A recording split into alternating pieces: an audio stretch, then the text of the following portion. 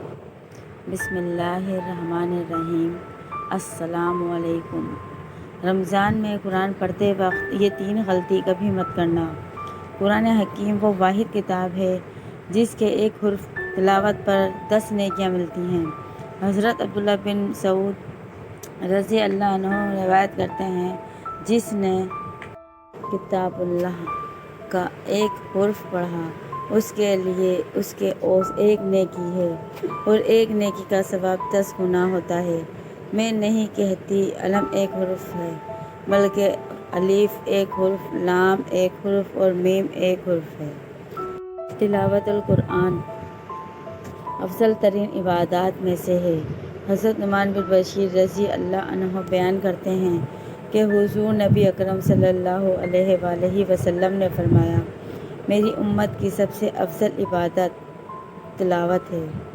تلاوت القرآن ہے۔ یہ عظیم کتاب جس کی تلاوت کی بے پناہ فضیلت رمضان المبارک کے بابرکت مہینے میں نازل ہوئی۔ اس لحاظ سے قرآن حکیم اور رمضان المبارک کا آپس میں گہرا تعلق ہے۔ رمضان المبارک میں قرآن مجید کی تلاوت کرنے والا گویا اس تعلق کو مضبوط و مستحکم کرتا ہے۔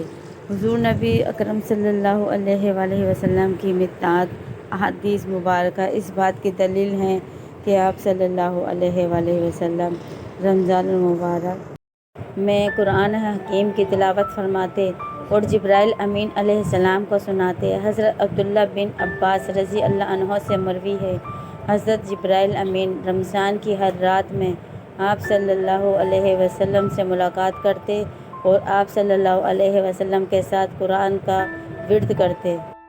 حضور نبی اکرم صلی اللہ علیہ وآلہ وسلم نے فرمایا، قیامت کے دن روزہ اور قرآن دونوں بندے کے لیے شفاعت کریں گے۔ روزہ کہے گا، اے میرے رب، میں نے اس شخص کو دن کے وقت کھانے پینے اور دوسری نفسانی خواہشات سے روکے رکھا، پس تو اس شخص کے متعلق میری شفاعت قبول فرما۔ قرآن کہے گا، اے میرے رب، میں نے اس شخص کو رات کے وقت جگا رکھا، پس اس کے متعلق میری شفاعت قبول فرما۔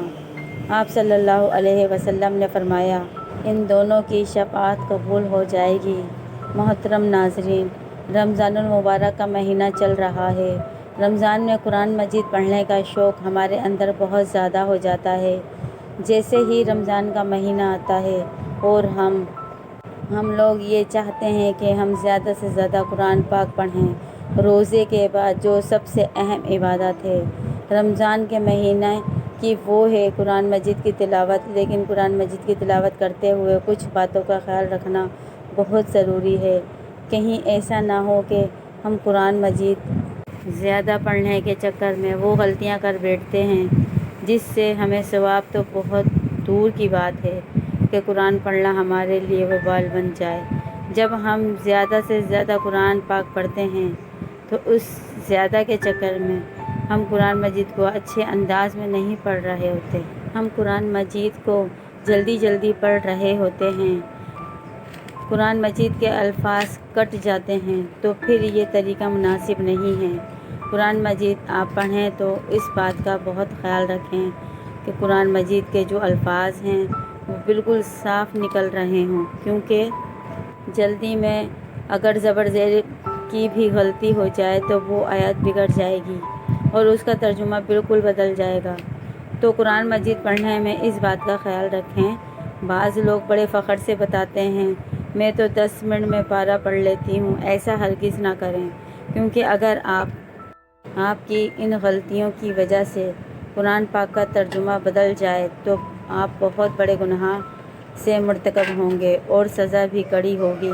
اس کا بہت خیال رکھنا چاہیے، کیونکہ اللہ تعالیٰ قرآن مجید پڑھنے والے کی صفات دیکھتا ہے، اس کی مقدار ہرگز نہیں دیکھتا۔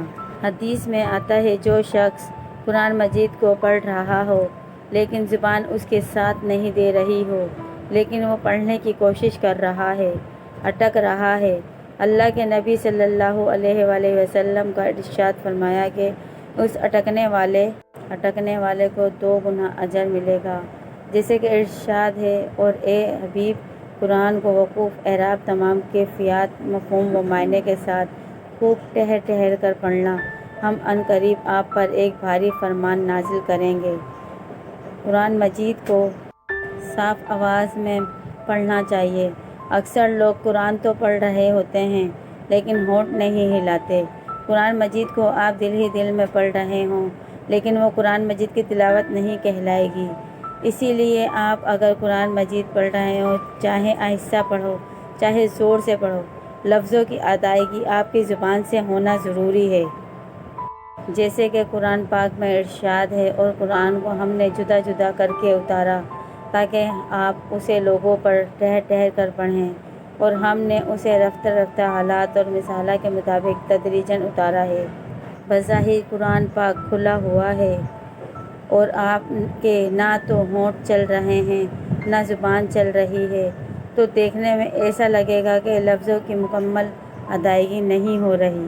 اکثر لوگ بالکل ہونٹ بند رکھتے ہیں، ان کے ہونٹ حرکت نہیں کر رہے، بس نظریں چل رہی ہیں، بس لائنوں پر نظریں چل رہی ہوتی ہیں، تو یہ قرآن مجید کو صرف دیکھنا ہے، یہ قرآن مجید کو پڑھنا نہیں ہے۔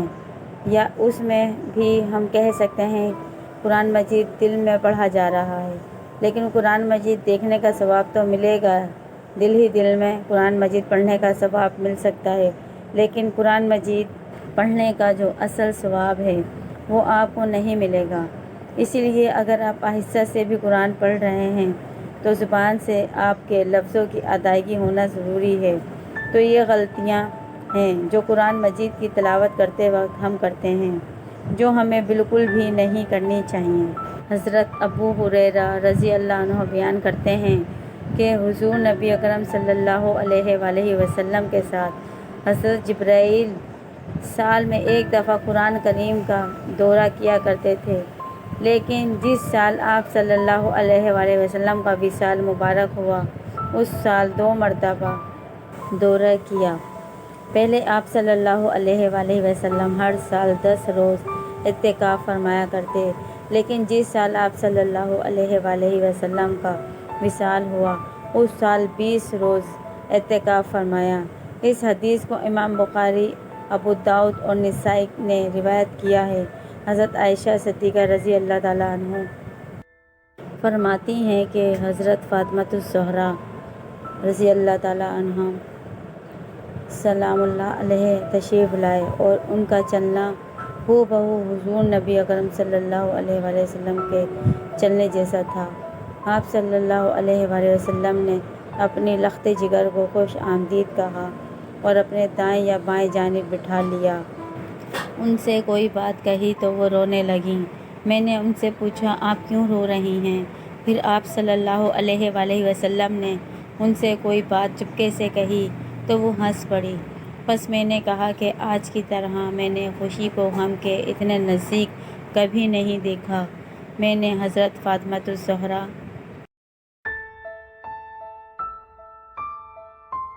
سلام اللہ علیہ سے پوچھا، آپ سے حضور نبی اکرم صلی اللہ علیہ وآلہ وسلم نے کیا فرمایا تھا؟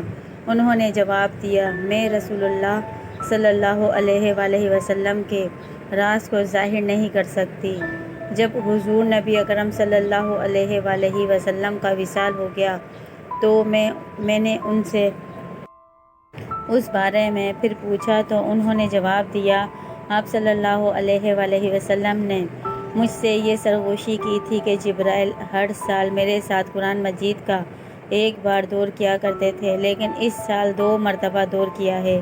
میرا خیال یہی ہے کہ میرا وقت وصال آ پہنچا ہے، اور بے شک میرے گھر والوں میں سے تم ہو جو سب سے پہلے مجھ سے ملو گی۔ اس بات نے مجھے رلا دیا۔ پھر آپ صلی اللہ علیہ وآلہ وسلم نے فرمایا، کیا تم اس بات پر راضی نہیں کہ تم تمام جنتی عورتوں کی سردار ہو یا تمام مسلمان عورتوں کی سردار ہو؟ تو اس بات پر میں ہنس پڑی۔ یہ حدیث متفق علیہ ہے۔ حضرت ابو ہریرہ رضی اللہ عنہ سے روایت ہے کہ حضور نبی اکرم صلی اللہ علیہ وآلہ وسلم نے فرمایا، حسد، رکش اور بس 2 آدمیوں سے ہی کرنا جائز ہے۔ پہلا وہ شخص جسے اللہ تعالیٰ نے قرآن پڑھنا و سمجھنا سکھایا، تو وہ رات اور دن کے اوقات میں یعنی صبح و شام کثرت سے اس کی تلاوت کرتا ہے، اس کا پڑوسی اسے قرآن پڑھتے ہوئے سنتا ہے تو کہہ اٹھتا ہے کہ کاش مجھے بھی اس کی مثل قرآن عطا کیا جاتا تو میں بھی اسی طرح عمل کرتا جس طرح یہ کرتا ہے۔